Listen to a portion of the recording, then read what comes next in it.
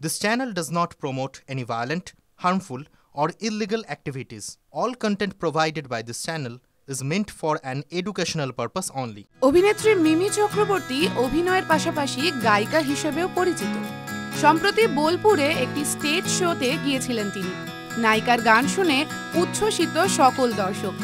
ভরা স্টেজে আমারও পরানো যাহা চায় রবীন্দ্রসঙ্গীতটি গেয়ে আমজনতার মন জয় করেছেন নায়িকা।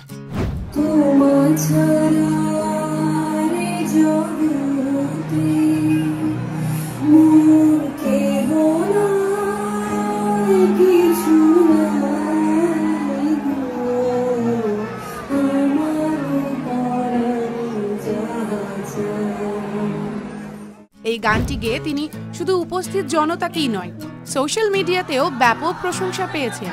এদিন নায়িকার পরনে ছিল স্টাইলিশ পোশাক, কালো টি শার্ট এবং ব্রাউন চকচকে প্যান্ট।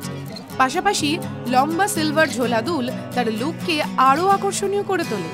শোয়ের পর মিমি তার অনুভূতি শেয়ার করে ভিডিওটি পোস্ট করেছেন এবং ক্যাপশনে লিখেছেন, এত ভালোবাসা দেওয়ার জন্য ধন্যবাদ বোলপুর।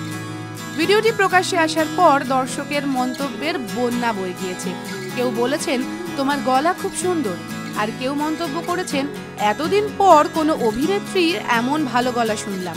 এক মন্তব্যকারী আবার প্রশ্ন করেছেন এটা বোলপুর না এটা বাসাপাড়া, এবং আরও একজন বলেছেন তাও ভালো, অন্তত অন্যান্য অভিনেত্রীদের মতো আপনি বেসুরে গান গান না। গান গাওয়ার বিষয়টি মিমির কাছে নতুন নয়। 2020 সালে আমারও পরানো যাহা চায় নামক রবীন্দ্রসঙ্গীতের অ্যালবামও বের হয়েছিল নায়িকার, এবং তিনি বেশ কিছু গানের মিউজিক ভিডিও তৈরি করেছেন।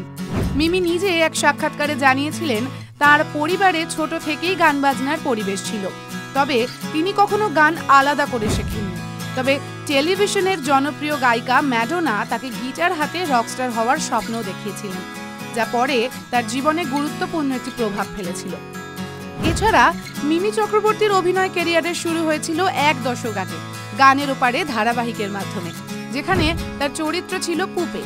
সেই চরিত্রে রবীন্দ্রসঙ্গীত ছিল তার জীবনের একটি গুরুত্বপূর্ণ অংশ, এবং এখনও যে কোথাও গিয়ে রবি ঠাকুর তার অনুপ্রেরণার, সেটা খানিকটা হলেও বোঝা যায়।